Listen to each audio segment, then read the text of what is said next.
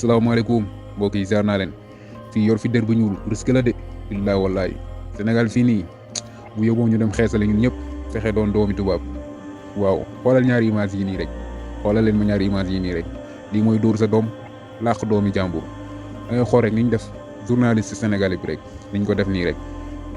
mu dem bu nekk diggante dund ak dee xoolal rek ak ni ñu def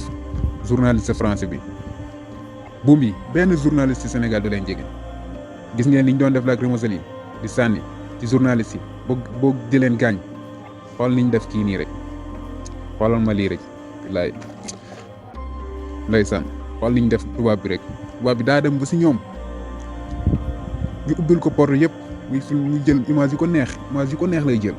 gars yi di wane wu tiir ay lacrymogène muy photo di caméra nga xool liñ def journaliste sénégalais bi rek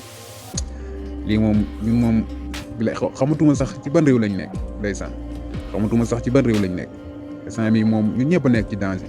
billaay wallaay ñun ñëpp a nekk ci danger kenn nekkatul ci sécurité lii moom ñaaw na torop jaajëf gaay